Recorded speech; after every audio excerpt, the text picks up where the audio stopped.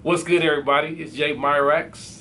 I want to wish y'all a happy Resurrection Sunday. I'm thankful that all of y'all have been able to join me and continue to grow with me and build with me. I started this channel about almost 10 years ago now, or I started at least posting on YouTube about 10 years ago because I had the idea that I wanted to help others with their music production. When I first got on YouTube, there wasn't a lot of people doing what I do as far as just this whole music production, beat making videos and blogging. And over time, what I turned the channel into was more of a resource for music producers to be able to learn from, because I always felt like the best thing that I could do and the most altruistic thing to do would be to take the focus so much off of me and make sure that I can bless others through the information and knowledge that I can share. And I really wanted to make this channel where it can help to foster the growth of the next big producers. A lot of channels you'll come across are focus on the individual and their music production path and their journey towards glory or fame or success or whatever, which is great. I think that's a great way to use your social media like YouTube. But for me, I always thought that YouTube is a great place to help foster the growth and create more awareness and knowledge for people and create a resource. Because when I was coming up as a music producer, I didn't have resources like that to depend on. I couldn't just go to YouTube and find out about how to EQ my kicks or how to connect my studio or what equipment would be good, or get equipment reviews from some of these guys that do equipment reviews and stuff. Couldn't do that. So that's why I got into this game, because I wanted to become a blessing, and I wanted to be a blessing to others as a information resource. So that being said, on this day today, on Resurrection Sunday 2016, Altruist, the channel on YouTube, hit a milestone of 5,000 subscribers. And I want to thank each and every one of you guys that have been rocking with me, that have been subscribing, that have been interacting with me, that have been liking my videos and sharing them and commenting and giving me feedback. I really appreciate all the support. It's really great. Like I said, it's great to know that I'm able to help people, because that's all I really wanted to do, was help y'all at the end of the day. That's the legacy that I want to leave behind. I may not be the next Dr. Dre, but maybe somebody that come through my channel and learn something from me and become the next Dr. Dre. And that's how I see it. That's how I see it unfolding. That's how I see it really being helpful to people. So I want to thank all of y'all once again for joining me. We've been doing a lot of stuff about machine, music production, MPCs, and we want to continue to expand and grow. And as you'll see over time, the channel is going to continue to grow. We're going to start doing new things that we haven't done before. So just continue to rock with us, all right? Thanks again. I appreciate it. Next, I want to talk about this whole ebook that some of y'all are aware. Last year I asked you guys for some questions about music production and sound design. And I want to let you guys know, because I haven't made an update about this in some time, the ebook is complete. I've written the whole ebook out. It's all done. And as I was going over it and reading it, I was like, man, this is a lot of great information. You'd have to go to a whole bunch of different books and a whole bunch of different places to really get all this information in one place. And I thought, and I started thinking, how can I make this even better? How can I make this even more helpful to the community? And the thing that came to my mind was, I need to make this ebook video content. Because I think that a lot of you that are watching this channel actually learn better from being more hands-on, being more visual. A lot of you guys are visual learners. I know I can be very visual in learning. I kind of like a mixture of both, but I know a lot of people come to YouTube because it is a helpful resource, because it allows them to get a visual learning experience. And that's something that I know that if I provided that in my ebook, it would help you guys out even more than the written version. So that being said, I'm in the process of producing a video version of this ebook so that when it comes out, it is most helpful and it is most, I guess, most digestible and relatable, because I don't want to have something where you just feel overwhelmed with a whole bunch of text and diagrams and pictures and stuff. I want you to see how I practically apply a lot of this stuff in a more hands-on way. So subscribe to my newsletter on my site. www.ultrawest.com is my site. I want you to go there and subscribe to my newsletter if you haven't already done so that you can get up-to-date information about when this ebook is going to come out, because it is in production as we speak. The video version is in production. So just hold tight, it's coming. I haven't forgot about y'all. I've been working, as you see, I've been doing a lot more videos, being more active, but I'm also working on a lot of other stuff as well. So the ebook, it's coming in video form. So that's the big news that I have. Besides the 5,000 subscriber milestone, that ebook is going to come out in a video form. So that's that. The last thing I wanted to talk about today, actually, there was a question that came up on my site some time ago, maybe a couple weeks back or whatever, and it was about this whole topic of the Offsite Studio. And the question was, when is it a good time, or when do you recommend that a producer get an Offsite Studio location? And in the past, I've had Offsite Studio locations, different types of buildings, different types of setups, and you know, I'm going to tell you from my experience, because everybody is different. But from my experience, the best time to get an Offsite Studio location depends on your circumstances, because Offsite Studios cost money first and foremost. They are expensive.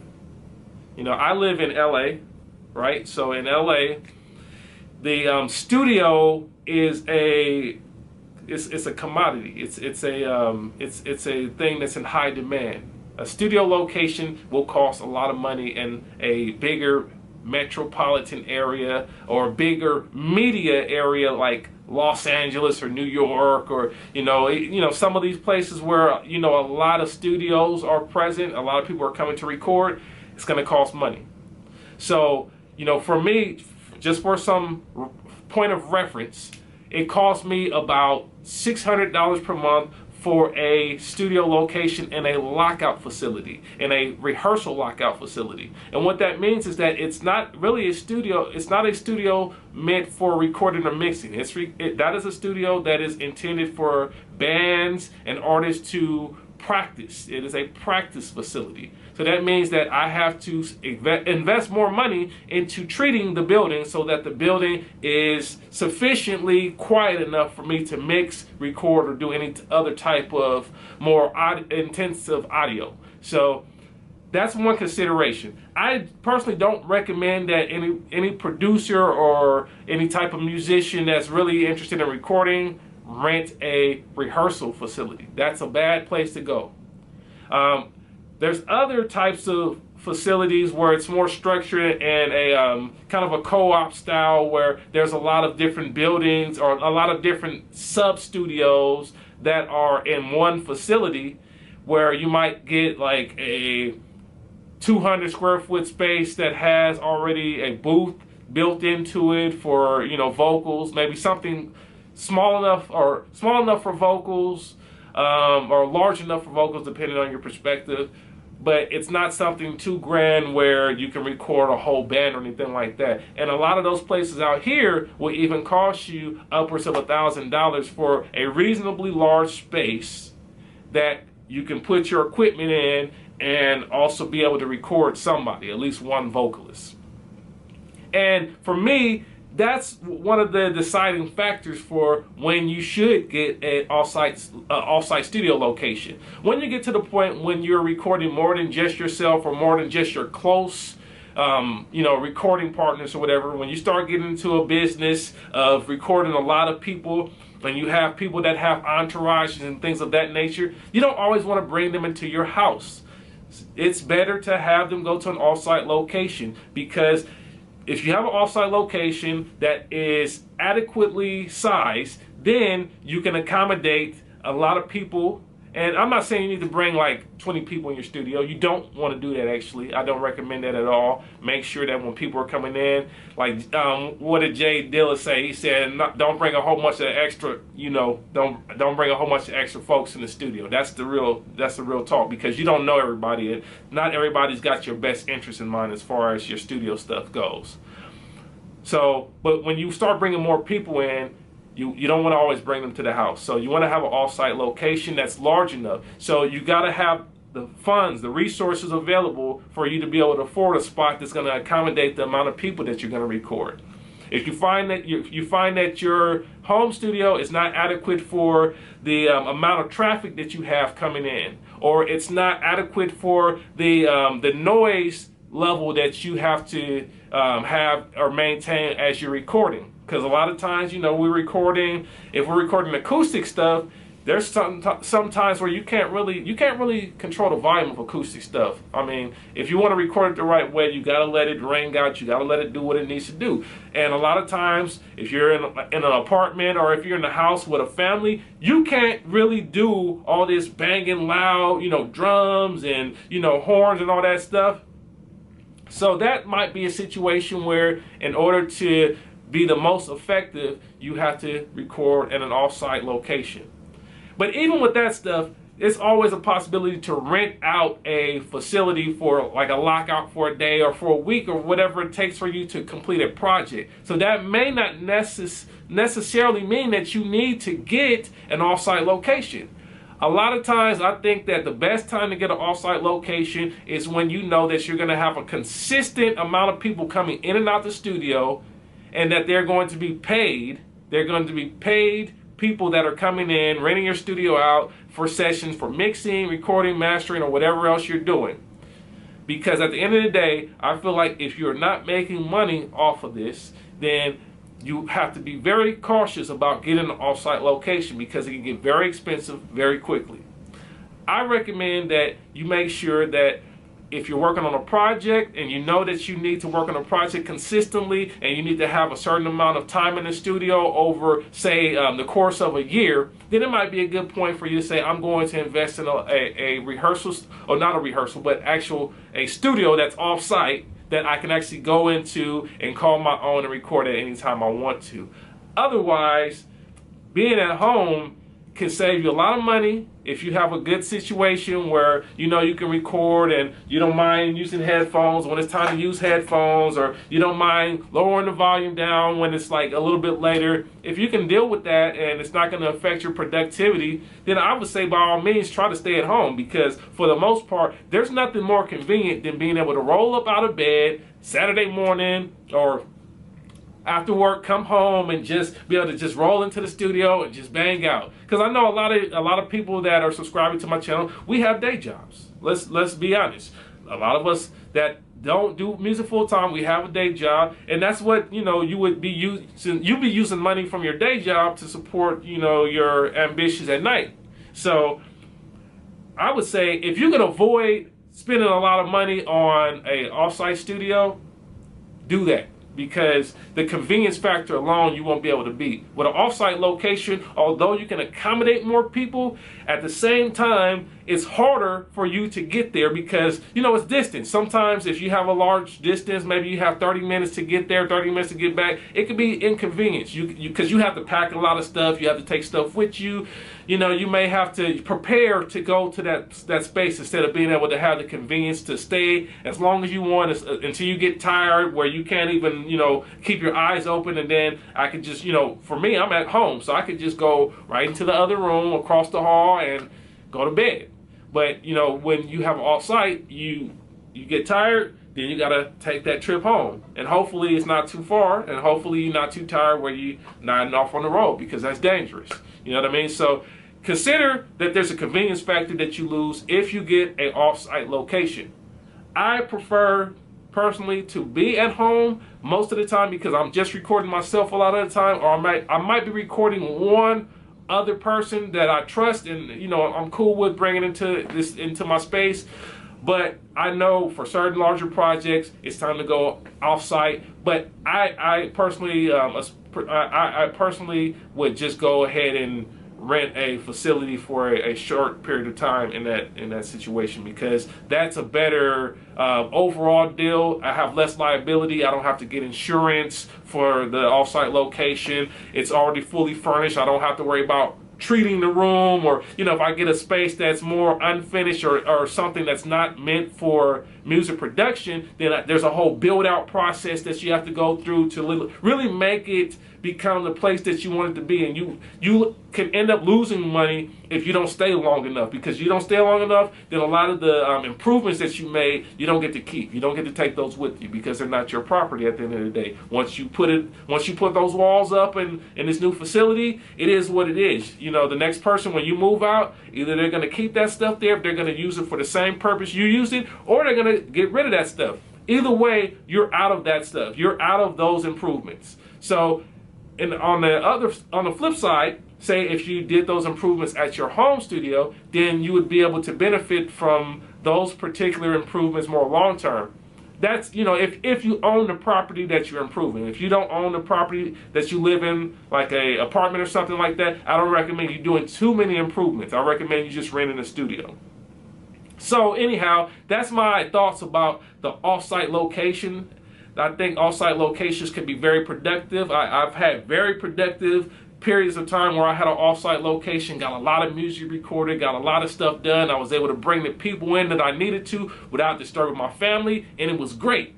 But at the end of the day, you got to make sure that you're going to make a return on investment. I don't really recommend that you guys get into investing a lot of money in stuff that's not going to make you a return at the end of the day.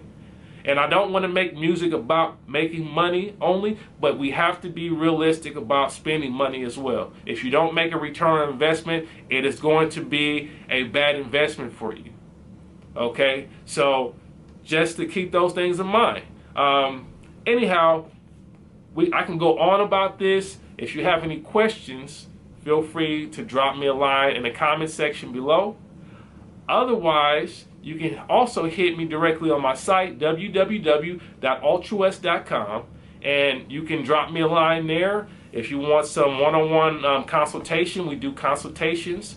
It's for a charge, but I mean, I'm very reasonable, and I try to give you the best services that I possibly can during that time frame, and I'm very resourceful. So, if you have additional questions, feel free to hit me up there. Thanks again for checking out that Logic template. Those of y'all that have gotten it and are using it, I'm already getting the feedback. I'm seeing what you guys are saying. It's very inspiring to see that you guys are really able to use this thing in a way that changes your whole music production workflow and boosts it up. So if you guys haven't got that Logic template, the Logic template on my website allows you to use Logic Pro or Logic Pro X as a 16-part multi-timbral sound module. That means that you can use Logic sounds within your machine or your MPC Renaissance or your other groove boxes. And it's a great thing because now it expands the possibilities. All right, so, until next time, I want to tell y'all peace, tell y'all God bless y'all. Happy Resurrection Sunday once again, and we're going to continue to get it in. So just make sure you don't forget to subscribe and also share this video if it's helpful for you. If it helps anybody that you know, go ahead and just share it, and let's keep getting it in. All right, y'all. Peace.